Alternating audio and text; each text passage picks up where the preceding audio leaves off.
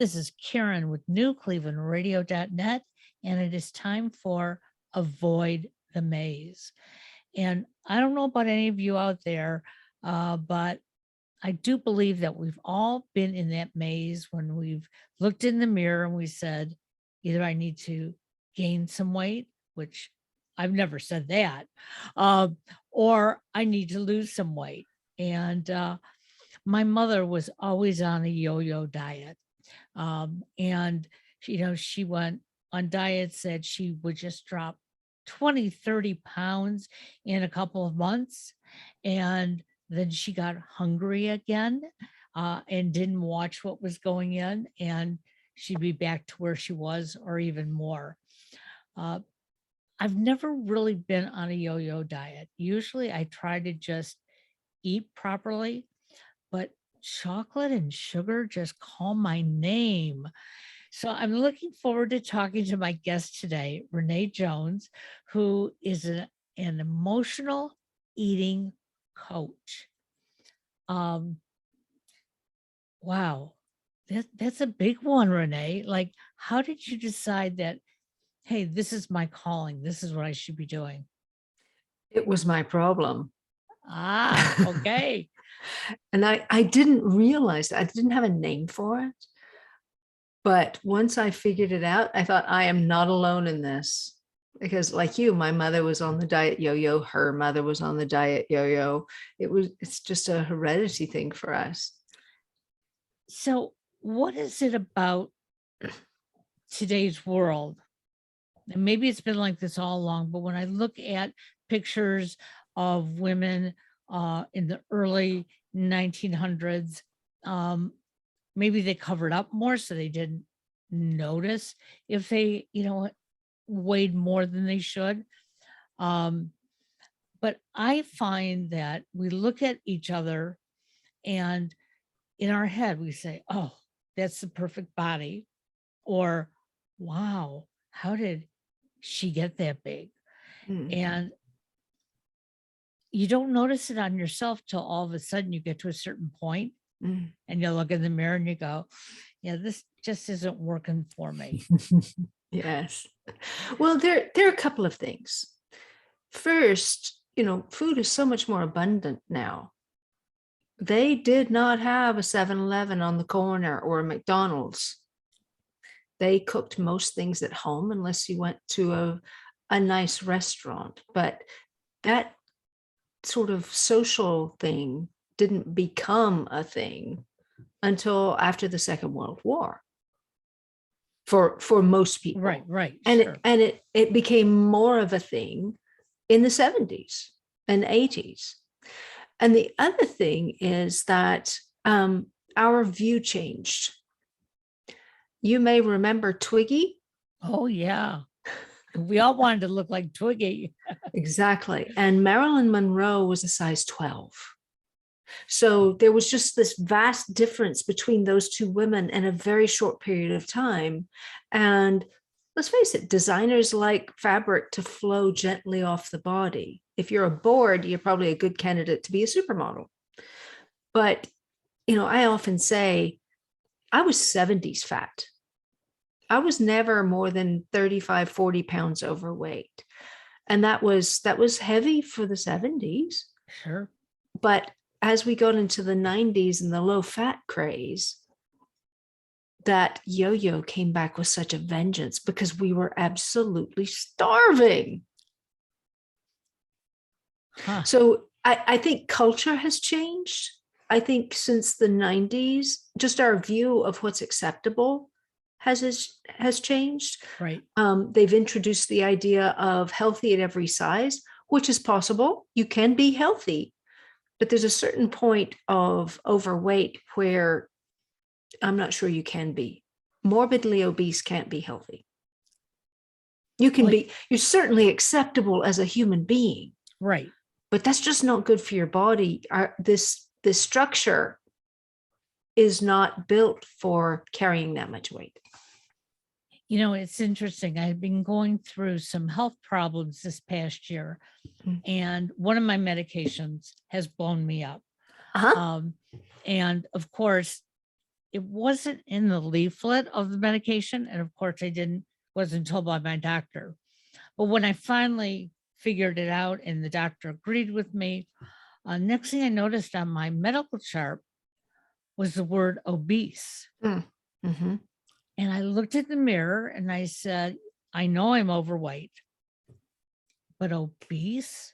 To me, obese is when I watch one of those reality shows and somebody who has my frame is at 250, 300 pounds. Mm. And I went to the doctor and I said, you put that on there that I was obese. And he said, I had to. Mm. There's insurance ratings. Mm-hmm. And Karen, I'm sorry, but by 5 pounds, you fall into obese. Mm.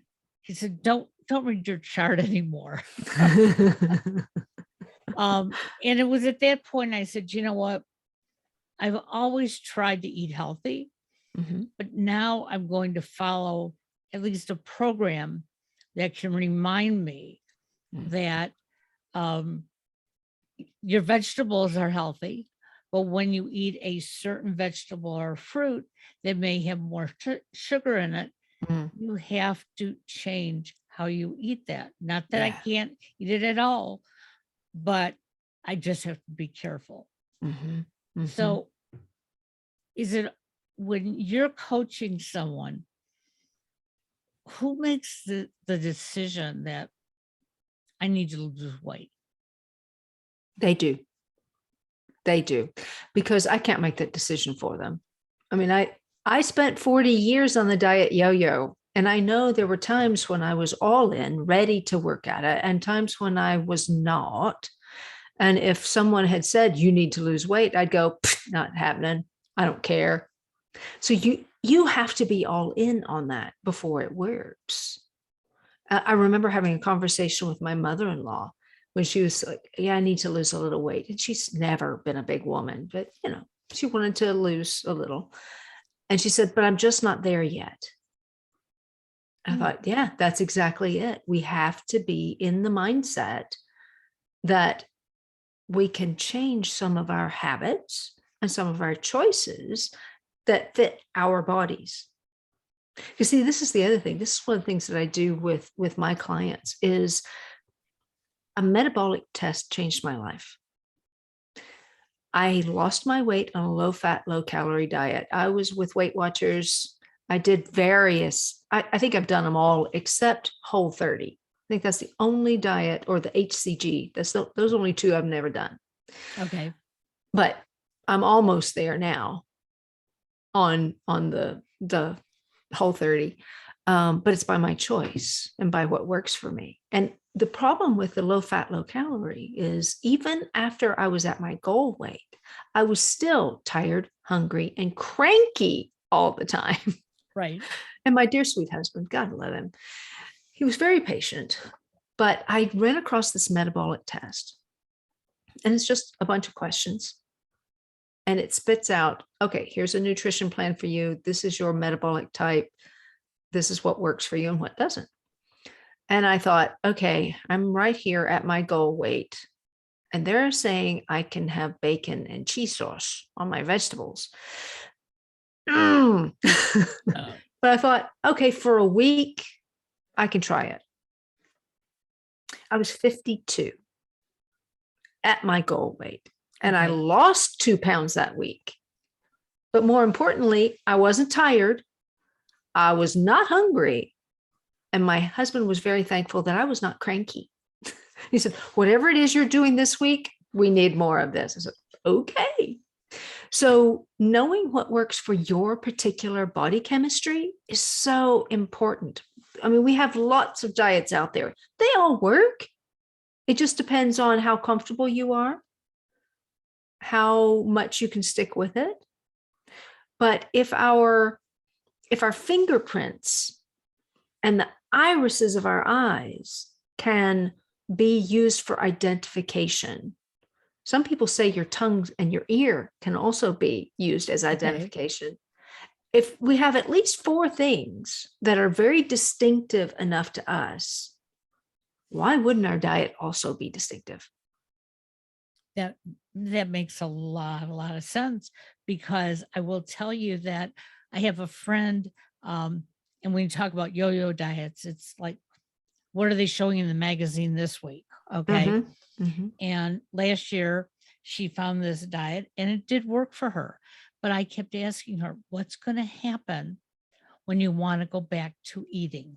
Mm-hmm. Because really she wasn't eating. It was Mm-hmm. all about the liquid intake she was taking, and also making sure she was eliminating it at certain times of the day. Mm-hmm. Um, and she said, but look at the weight's falling off of me. And I said, and I saw my mother go through that too. She could lose 30 pounds in a month and be, you know, really happy about herself. But during those 30 days, she was miserable. And when she decided that, hey, I look so great, then she ate. She ate the things Mm-hmm. that, as you call emotional, that's what she was doing. She'd come Mm-hmm. home from the bakery with a fresh loaf of bread, and she had to eat the two ends of it because that was so crispy. Um, and I never wanted to be that way. Do I emotionally eat? Oh, yes, on occasions. And as I said before we went online today, yesterday was one of those days. Um, And it- I wouldn't want to know what's going on that created that. right. And I knew what was going on. And Okay, that's good. why at the end of the day, I said to myself, okay, I can beat myself up, or I can say, you know what? You needed an excuse just to do what you did today. Mm, And now tomorrow's a new day. good. And I woke Good. up this morning knowing that I'm back on track, Good. and I'm eating real foods. Mhm. I'm not following a particular diet, although I'm trying the points with Weight Watchers, Mhm. which is reminding me that, wait a second, do you really need the bread? Yeah. Or could you exchange it for something else? Is it something crunchy you want in your mouth? Or is it just you're hungry? And Mm. usually it's that the thought of something crunching in your mouth. Mhm. Do you know why that it works? Not really. That's why I have you on today. Well, and that's one of the things. We have a thing for oral soothing. And if you've seen pictures of babies in utero, sometimes they suck their thumbs. Right. When he comes out, when he's blasted out of that lovely spot, if he cries, we use the bottle or the breast or a pacifier and put something in his mouth. It is one way we soothe ourselves. And as children get older, you take away the pacifier, they often go back to their thumbs or biting Right. their nails, right? And unfortunately, it's no longer appropriate when you're 8 to suck your thumb Right. or 40. So we use a donut for oral soothing. And the thing is, that's not the only way to soothe. There are other ways we can soothe ourselves. It's just a little harder to think of them in the moment when we need. But if you can come up with kind of a laundry list of ways to soothe yourself other than food, then it's okay. Interesting. Well, I know ice cream was always something that I would gravitate to and say, oh, Mhm. this is gonna make me feel good. You know, um, Can I ask a question about that? sure, absolutely. What is the earliest memory of you having ice cream? Oh, as a child, yeah, Right. Do you yeah. remember a particular time and what was going on? Not really. I'd Okay. have to think about that, but yeah. Yeah. Give yourself some time to do that. This is something I did in my TEDx talk, was give them, the audience, an experience of this, because very often, if we just kind of let ourselves remember what was going on around that time, who gave it to us? And this is, ice cream is a particular one for men. They want ice cream at like 9 or 10 o'clock at night. But part of it is because when dad took you out to give you some bad news, or when you lost a game, they often took you for ice cream. So it's well associated with that soothing. Interesting. Isn't it? Yeah. I mean, for me, it was peanut butter. And my grandmother loved peanut butter, and we were tight. We were so tight, right? And once she was gone, if I was circling the refrigerator going back for yet another spoonful of peanut butter, I knew there was something going on. And once I figured out, you know what? She is not in that jar. How do I get what she gave me, that love and attention and encouragement? How do I get that in another way? Then you don't need the peanut butter or the ice cream in the same way. Very interesting. I really need to think about that one because growing up, ice cream was always a treat. Yeah. Okay. My mother didn't necessarily, I think it was after we all moved out of the house that she started putting ice cream in her freezer. Mm. But prior to that, it would be, you know, well, we're going out to lunch. It's a mother-daughter day. You know, would you like dessert? And of course, it was offering me an ice cream sundae. Or if my parents took us for a ride on a Sunday, we'd end up at Dairy Queen. Okay. Yeah. But, and I'm So it sure was special. Those special times, yes. Yeah. And made you feel special in a different way. Yeah. So emotional eating, most of us think of it as I'm so down. My, what difference does it make?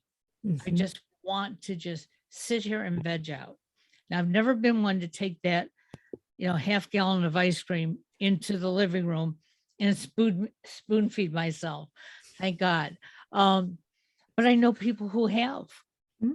And then they feel so remorseful the next day that they're trying to get it out of their body.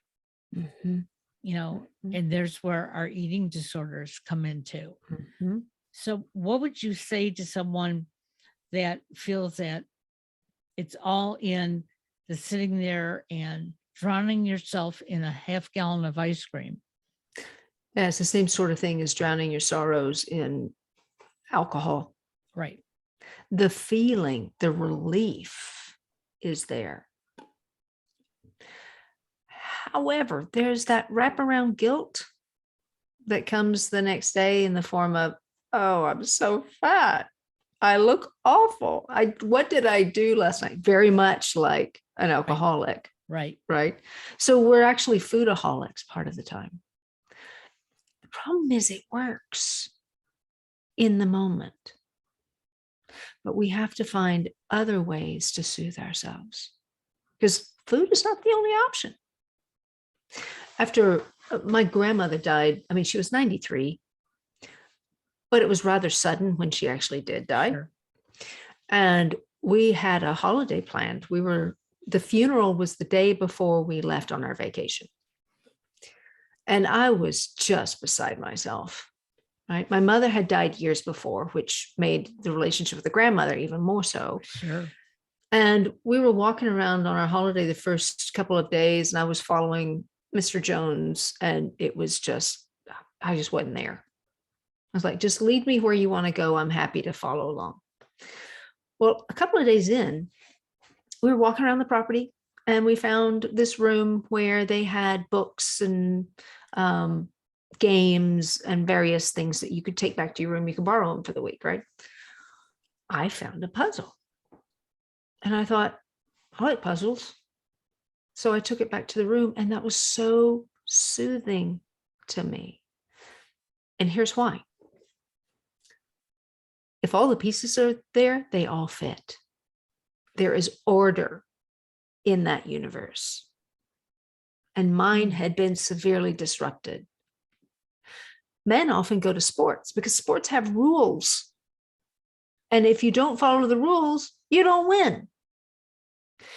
So finding, I mean, the classic ones are go get a manicure, call a friend, go for a walk, listen to music. And those can work. The key is finding what works for your heart, because your heart is hurting in that moment. Now, there's some things we can do to heal that some, but this is how you've always gone to soothing. And if you can find other options, then food is less of an issue. So I think what I'm hearing from you is that too often we aren't mindful. We know we're hurting. We may think we know why we're hurting, but it may be that plus other things. And so we're walking around almost with this tunnel vision, and we just want it to go away. And so we are attracted to one of the first things that has made us happy in the past. Mm-hmm. Yeah, you got it in one. Yeah. Because all we're doing is looking for a way to make this feeling go away. Unfortunately, we stuff down our feelings around that and follow it with a food chaser. But if we will address the emotional stuff, I mean, when I was losing my weight, my mantra was face your stuff, don't stuff your face. Very good. Yeah. And it works for me and it works for others, because all we're trying to do is get away from that nasty feeling we don't want to have. But there are better ways to do that that don't have the repercussions that too much food does. Food is fine as long as, it works with your body. It's not inflammatory to your body. You're not allergic to it. Food is fine. But let's find what works for you with food, as well as with emotional hurt, because you don't need to hurt. And often, I think we have a larger pandemic than COVID. We have a pandemic of low self-esteem. Oh, absolutely. Absolutely. Yeah. And if we can raise your level of esteem for yourself, your value in your own eyes, then there's not that talk in the back of your head saying, I can't believe you did that. You're so terrible. Why would you do that? You're so stupid. You're so fat. It's like, shut up. I don't need to hear that. Right. And if we can extract that, you don't have those feelings as much. Or you know what to say. It's like, go away. I don't need you. And it's interesting that you bring that up, because when I was pushed out of corporate America, and I was pushed out, illegally by age. Okay. But, yes. It was, I sort of saw it coming. And I tried to work more and harder and better, which I was. But again, I just didn't fit their mold. And when I left corporate America, I was totally depressed, because it was like, now what do I do with myself? I was in my early 60s. Who's going to hire me at that age? In fact, a couple of interviews I went on, it was like, well, you're going to retire. You're getting ready to retire. It was like, you don't know me. No, I'm not. And instead of eating, I got more aggressive of trying to find out who I was and what I needed. And one of the things I found was that you talk about the voices. I was hearing those voices all the time. You're not good enough. Yes, you are. You're not good enough. And I really thought I was going insane, because when I mentioned this to my husband, his comment was, what do you mean you hear voices? I said, it's my inner thoughts. Okay. What I was taught when I've been growing up. And he still was like, okay, honey, I think we should go see the doctor. And I looked at him, I said, okay, let's go. And I made a doctor appointment, and the doctor looked at my husband. He said, don't you have thoughts in your head? He said, that's what she's talking about. Yeah. And my husband said, well, yeah, but I just don't listen to him. And I thought, yeah, you're absolutely right. You don't. Mm. But that helps strengthen our relationship and Sure. his understanding of, you know, me looking in the mirror. And yes, I liked this on me yesterday, but I put it on today and I feel drab, huge, whatever. And I didn't realize what I was learning over those years until I Yeah. started podcasting, because Mm. podcasting made me look at myself on the screen Mm. and say to myself, I am good enough to do this. Yeah, of course you are. But a lot of us sit back and say, oh, that's exactly what I want to do. But who's going to listen to me? What am I going to say? And I tell people that call in and ask, should I do a podcast? Try it. Mm. Does it work Mm. for you? Mm. If it doesn't work for you, don't do it. Mm. But it works for me because I've learned from people like you Mm. that, yeah, what I'm going through is normal. Mm. Normality is such a wonderful thing. I often have people who say, well, I'm just not good enough, or I'm so awful. Why would anyone want to be with me? And I go, okay, let's walk through something. Who did you kill? Nobody. Okay. Did you steal millions of dollars off of other people? Well, no. Have you abused a child or an animal? Well, no. I said, so what's so awful about you? Remind me, because I'm having a hard time seeing it myself. Because we just assume from our baggage, our emotional baggage, that none of that would have happened to us if we were better people. But that's just not true. It's just not true. And unfortunately, that part of us that wants to remind us of all the negative things that we have done gets really loud at times. And we've got to find a way then to go, yeah, A, that's not true. B, I don't need to be reminded of it. C, I have made myself better because I made those mistakes. We had this one dog, perfect, the most wonderful dog I have ever owned. And the things that I accidentally did to that poor boy, oh, I feel bad at times. And I think, no, I loved him. I made mistakes, but I loved him dearly. He will always be the dog.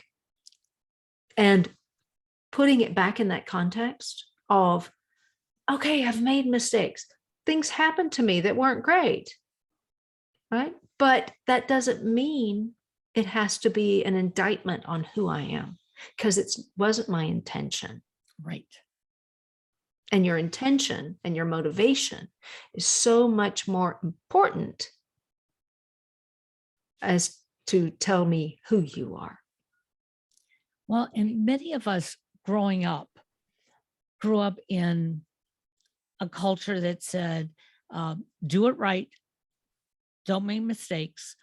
And I heard that even as an adult. My mother would call me and say, I understand dinner didn't go well last night. And say, well, who told you? Yeah, maybe my son called grandma and said something. And she'd say, and I would say, yeah, you know what? I forgot to add the salt or whatever it was. And she'd go, well, how could you do that? Didn't you read the recipe? And on and on and on, that I already felt bad that the dinner went into the garbage disposal. But I made a mistake. I forgot something.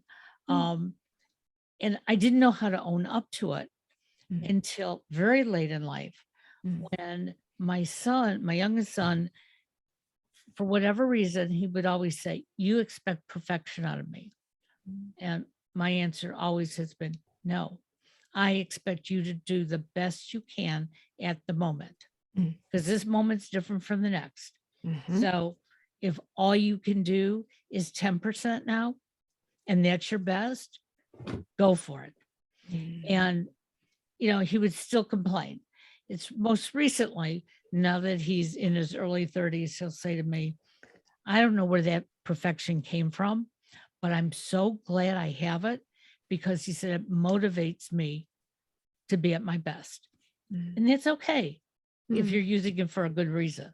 Mm. But we have to accept the fact that we do make mistakes because we're human, Mhm. and we can correct those by learning. Mm. Learning from those mistakes, that's the Right. wisest thing to do. Yeah. Well, and it, in terms of diet, nutrition, all of that, I think we learn a lot by trying to follow some nutrition plan. And we learn what works for our bodies. But if we then dismiss them all and say, that doesn't work, I'm not going to do that anymore, I'm going to go back to the way I ate, as if that's magically going to keep us thin. We've got to learn from the mistakes, the experiences, what worked, what didn't, what we like the taste of, what we never want to see again. And if we do, and we stick with it, we will get to our goal. Now, I don't know about you, but in my house growing up, the idea was, okay, now we've done the diet, we've got to our goal weight. Now we can go back to eating anything we want. Yes. No wonder we yo-yoed back up, right? You got to learn from it, right? I know that if I focus too much on dairy, it's going to put weight on me. I can do dairy, but I only get a small amount of dairy per day. Whereas I can eat meat all day long. That's good for me. Okay. Some vegetables, absolutely. But sugar and starches make me mean, make me really cranky, and they make me hungry. I think it's a blood sugar thing, how it affects me. So once I learned that, I was like, okay, we got to get rid of sugar. And it was hard. But after about 10 days, it didn't call my name anymore. And once what I did was I said, right, I only have sugar on Sundays. Okay. So that first week, I was standing in the pantry along about Wednesday, staring down the chocolate chips and saying, I only have sugar on Sundays. But that worked for me. I did that for a while. And then one day I do a little work in a hospital. And I'm there at like 4:00 on a Sunday afternoon. So I had my chocolate and a cup of tea before I went out. And it's about 20 minutes over there. When I hit the door, I was flying. And they were like, Renee, are you okay? I said, yeah, I think I've just figured out what sugar does to me. I love it. So if we can learn how different foods affect our body, then we can use that information to shape what we eat in a way that is really good for you. That's an interesting story, because my husband was diagnosed diabetic about 10 years ago. Okay. And in order to help him, Mm-hmm. I took everything out of the house in theory that was bad for him, Mm-hmm. and did not buy it at the store and bring it into the house. And so I thought, if I really needed it, I'd have to eat it outside. Mm-hmm. And if he were going to cheat, he was going to have to cheat on the outside. Uh-huh. And it worked beautifully. Mm-hmm. It was, I think we went for about 5 years like that. Mm-hmm. And then he started putting on weight. He was extremely careful with his diet. And we went to the doctor, and he said to the doctor, I crave a candy bar every day. And the doctor said, well, are you having one? Because obviously, Rich, you put on weight. And he said, no. He said, but I want to experiment with something. He said, but I want your permission. And the doctor said, okay. And he said, I think all these non-sugar items that I've been eating. Okay. I'm eating more of them. And I think I'm gaining weight. Mhm. What if I cut some of that out and I have a candy bar a day? The doctor looked at him and said, "Oh, I don't know." So you take your blood sugar every day. So if it starts spiking, you better stop it. Mm. It dropped his blood sugar. And Mm. what we found was when he was out working, he couldn't find the right edibles that he needed. Mhm. And he was just like craving food, but not eating. Mhm. That was disturbing him. And Mhm. what he did eat was just staying with him. Mm. But once he could, take care of that little bit of craving, Mhm. he lost 20 pounds. Mm. And I'm looking at him because I'm still no sugar at that time. And it's like, I'm so jealous. And the first day I tried to do something similar, I felt like I had gained 20 pounds. And then I said to myself, I can't do it anymore. Nope. Mm. Um, and if it weren't for this medication that I'm on, I would be at my ideal weight. Mm. And that's another thing that I think listeners have to understand, that sometimes the medications we take interfere with our dietary intake. Mhm. And I'll tell you, when this all happened to me this past year, and I looked in the mirror one day and I said, my face has never been that round. And then I found out why. It was like, okay, I'll deal with this. It's about Yeah. my health first, not Yeah. necessarily what my face looks like. Yeah. So when clients come to you, do they need to have some sort of idea about their medical background so that they can learn how to eat properly based on that? And most of the time they do. Most of my clients have been doing this for a while. Okay. They're the frustrated dieter who can't figure out how to make it work. So I can handle everything else, but this Right. is elusive. And that's part of why I give all of my clients the metabolic test, because that will tell them, okay, you, like me, I now know why my Captain Crunch didn't last me through the first hour of school, right? Right. Because I metabolize that so fast, it's useless to me. However, if I do a little more protein and a lot less sugar, my body's happy. So I want them to know they still get to choose what diet they want to do, right? How they want to do nutrition, if they want to try intuitive eating, if they want to try Weight Watchers, if they want to do Whole30, whatever it is, at least they have the knowledge. Okay. Right. And what's interesting is there are a number of people that I've given this test to in the last 3 or 4 months who are like, oh, that's why that diet worked for me. Yes. Yes.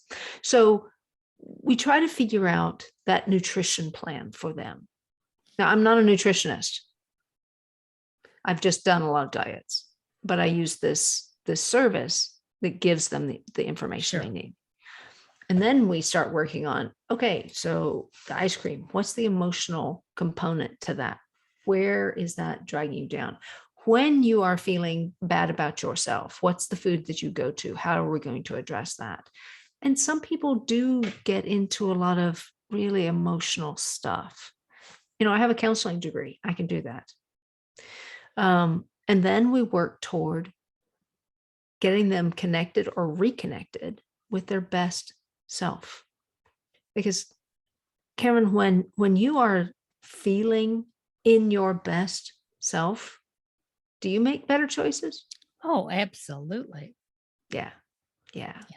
Exactly. So we find what works physically, emotionally, mentally, spiritually, so that when they finish, they're losing weight, but they're also feeling lighter.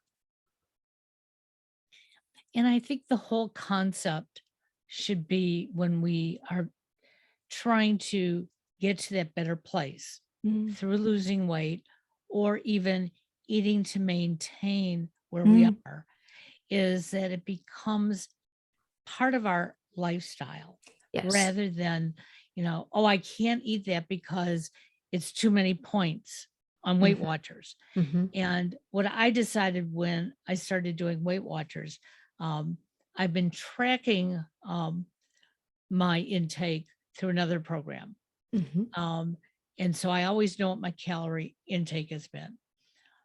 And the interesting part is that even though I said Weight Watchers isn't working, it is, but it's working very slowly. But I've noticed that my weight's going down, but in such small increments. But the Weight Watchers points has made me look at, if you really want that dinner roll tonight, you can have it, but it's probably not the best thing for you. And would you be happy with half of it? Because half of it is only half the points. And that means it's fewer calories as well. And those are, and in your head, those are empty calories. And there are sometimes I'll look at it and go, okay, I'm going to have half. Or you know what? No, tonight I'm going to have the whole one. But then I also balance it around all the good things that I know that I'm eating. So my husband has realized that I love salads, but I make them differently. Sometimes I'll put, and I don't have to put in a lot of meat, but just a little bit of meat to give me that Protein. Right, you got it. And or beans, or things that typically I wouldn't think about eating, but I can take a teaspoon or two and put it in the salad. These are things I can do the rest of my life. I don't have to go out and buy special foods. Yes. Finding something you can live with forever. I mean, I lost my weight 9 years ago. Be 10 in October.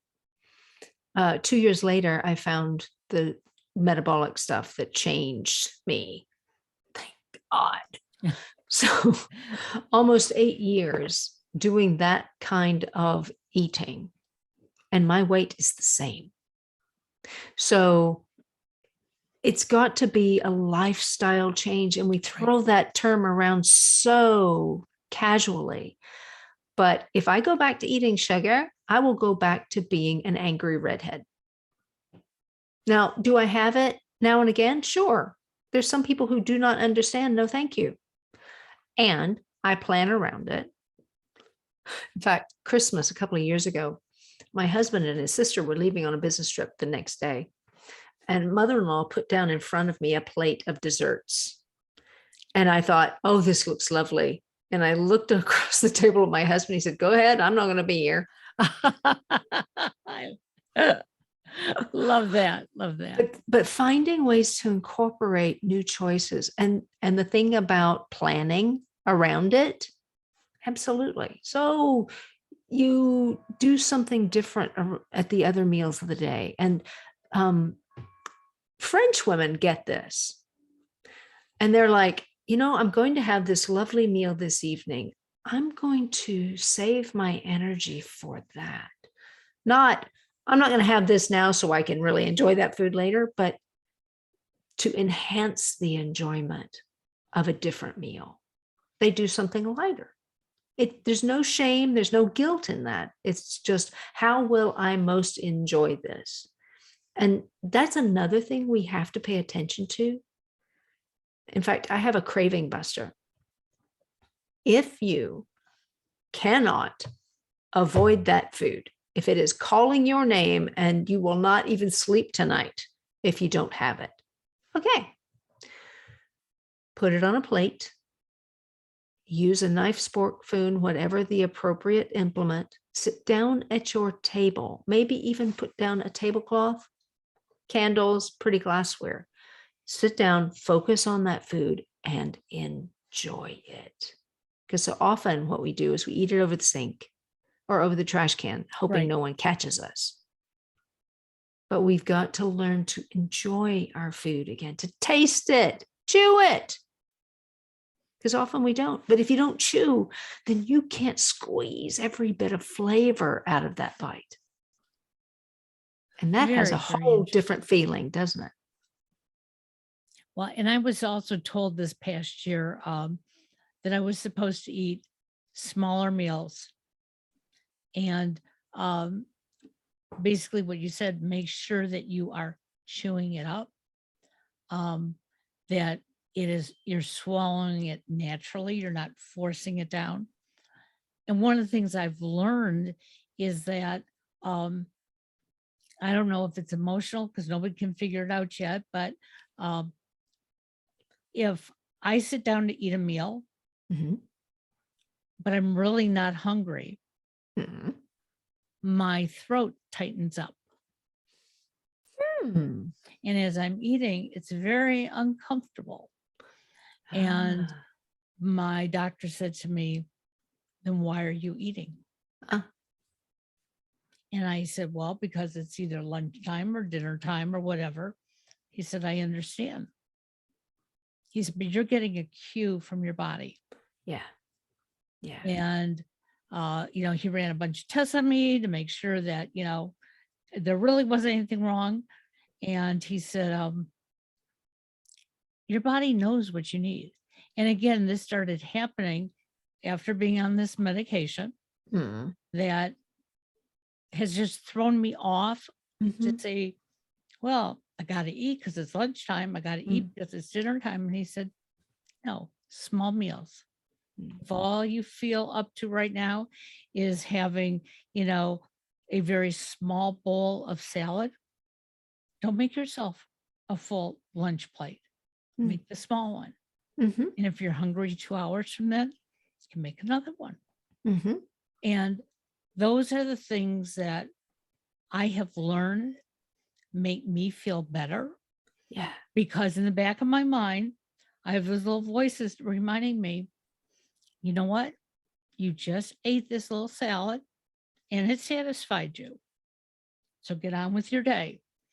And Yeah. maybe 2 hours from now, I don't even think of food, or Yeah. 4 hours, I don't. Yeah. And then it's dinner time. And instead of having that plate full of food, put the small portion on it. Know Yeah. where you have to stop, Yeah. start smaller. Yeah. And Yeah.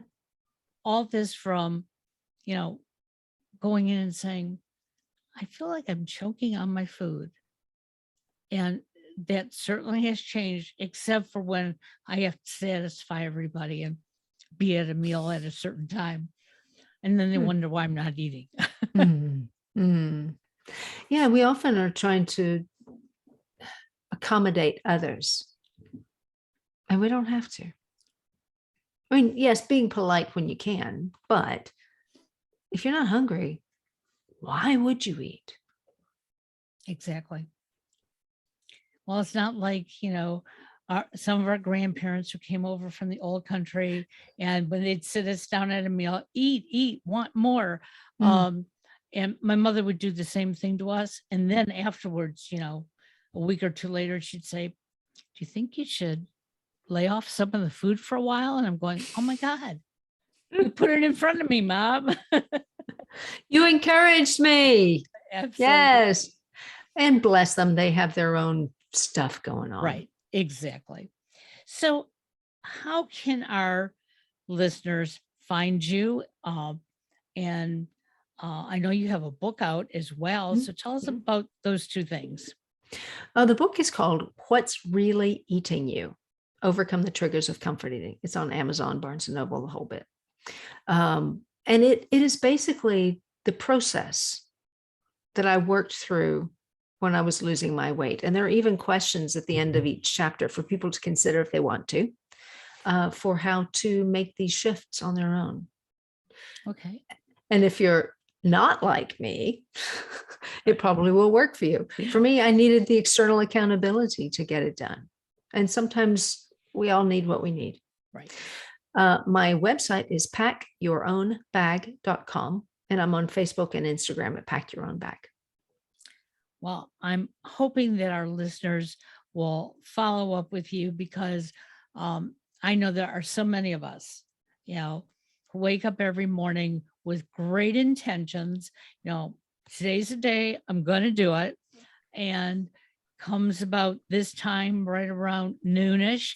And well, yeah, I can't see anything else in the house. I'm going to make that peanut butter and jelly sandwich. And then they scarf it down. That was me for a while. Me too. Because I thought, peanut butter is filling. Mhm. Okay. Bread is filling. But if you For a little scarf while. it down, it goes too fast and it doesn't really fill you up. So we all have some issues. Mm. They're normal. Mm. But now it's time, like, if you want to take yourself back, this is how we can do it. I often say when I was in first grade, we walked every place in a line, hands by our side, not touching anybody else. But I grew out of that. And I no longer have to walk in a straight line, eyes forward, hands to yourself. We have to adjust. Yes, we have limitations from our background. We have feelings and baggage, but we don't have to drag it with us for the rest of our lives. Sometimes we can process it and let it go. I love it. Well, I appreciate you being on today. I know that even though I binged yesterday, that was yesterday. Today That was is yesterday. today. Absolutely. New day. Yeah. And, one day, as long as I don't continue that streak, I'm going to be just fine. Yeah. Yeah. Thank you for having me. Thank you. We'll talk to you soon, Renee. Have a All great right. day. And you. Bye-bye now.